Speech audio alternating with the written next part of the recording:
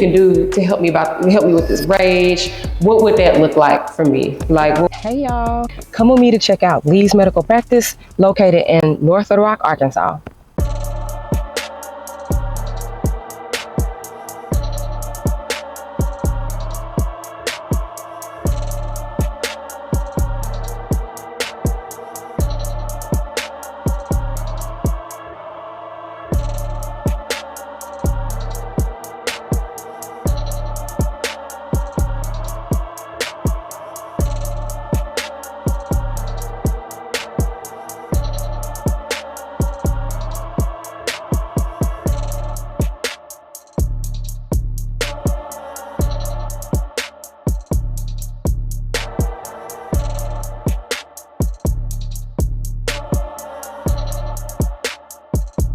This is Lee's Medical Practice. Tell us a little bit about yourself and what made you want to open a practice. I'm Sherita Lee. I have my doctorate. I am a nurse practitioner certified in psychiatric, mental health, and family practice. What led me to open up my own practice, I wanted to provide a different level of care. And what I mean by that is I want everyone to feel like they're more involved in their plan of care and that they're more than just a number. What all services do you offer? Okay. Chronic disease management, cough, cold, whatever you would normally go to the doctor for, I can provide services for that here, as well as if you're struggling with mental health or if you're angry all the time, you cannot figure out why, come to Lee's Medical and we'll help determine that cause of all that anger. From immediately when I came in, receptionists were very warm, very welcome. The ambiance was good. I was like, oh, this is changing the game. I feel like this could be franchised out. And that is definitely the goal. You really thought about what the patient will be thinking and feeling while they're in your care.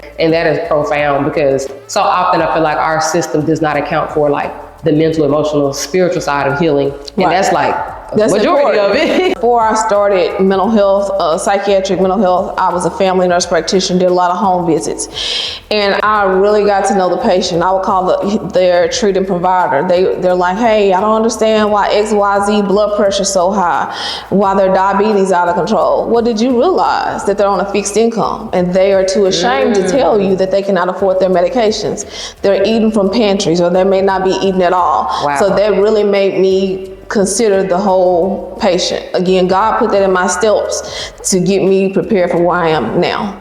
And yes, I'm like if a woman, women have a lot of like autoimmune stuff sometimes where they can't really pinpoint things like that. Would that be somebody like if a woman says, hey, I'm having fatigue or like? Yeah, we can start the work up here and then what we can do is refer out to endocrinologists once we determine. If it's something that cannot be determined in-house, I would recommend, further evaluation.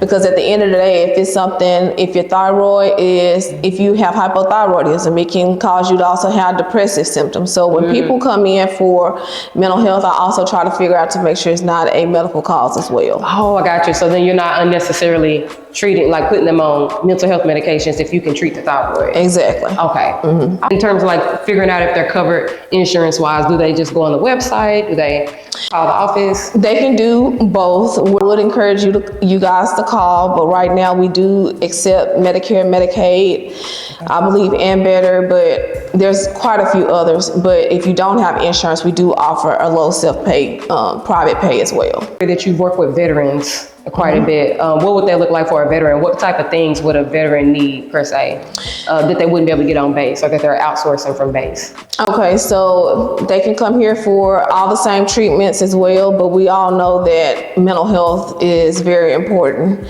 And there is a lot of people that you may not be in your home setting and it's taking a toll on you mentally. I would definitely encourage to come by here, even if you think it's not nothing. It may be something, but it may be more from childhood as well. It's really important because I just from experience, I used to be in the military. There is definitely a disconnect when you go on base and you're not able to pick your provider, or when you go to sick call. There's definitely a disconnect. So I feel like you're doing the Lord's work here. Hey, that is definitely that's believe it or not, all this kind of got put in my lap was showing me that yes, you're doing good financially, but you're not living your best. You can be making an impact for others. And just seeing people continuing to heal, being more productive in society where they're not using substance to control their mental health, and finding someone that they trust. Because a lot of times, one of my passionate things is you see a lot of people out here homeless and people are judgmental towards them.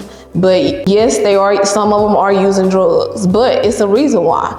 They kind of like lost the trust from their provider for them suffering from mental health. So they don't want to feel like a zombie. I mean, because who would? Right. And that leads them to no longer want to take their medications and self-medicate, because as long as I'm able to self-medicate, I can control the level of my mental health. What I'm saying by that is they may be able to do a certain amount of drugs and not have any hallucinations. But of course, when it wears off, then we're seeing the side effects of it. They may have involuntary body movements, or just where when somebody walk by, they think they're comatose or dead. But they're doing it because, again, they lost trust in mental health treatments, because, again, they didn't want to be zombified. Family gives up on them because at that point in time, all the family is thinking about, they really don't want help. But you got to put yourself in that person's shoes. If I was a zombie, I wouldn't take the medications. But you're saying you can personalize this, like completely personalize this for each patient, so that they still retain some of their actual feelings and not just feel completely like, yes. Well, how do you say it? Lobotomized? Zombified is what the patients tell me. That's what they say. I was like, hey, I already know. And it takes my mind directly there, because when they feel sedated and they're like, I just don't feel like myself, which I mean, when you are sedated, you're not going to feel like yourself. Right. At the decor, this is the most luxurious practice I have ever seen in life. I love it. Like, I'm trying to think, do I need anything? Like, I'm trying to think, like, I do need to talk to somebody, The goal with that was, I want everybody to feel like $1 million bucks. You may not have $1 to your name. You may be in the negative, not knowing where your next meal is going to come from. But if that is the case, we're going to get you a meal if you don't know where your next meal is coming from. But the goal is, I want everybody to feel important when they come in here. The first experience is a lasting experience, because if they don't get the right feel when they first come in here, they're not going to come back for a follow-up. And that's very important when you're dealing with people with mental health issues. I want you to feel like you're more than a number, so that way you come back for follow-up, so that way we can get your mental health under control. Thank you so much for taking the time to meet with me. Thank you. Tell me about your practice, and I'm wishing you the best. I appreciate you coming by, and thank you so much.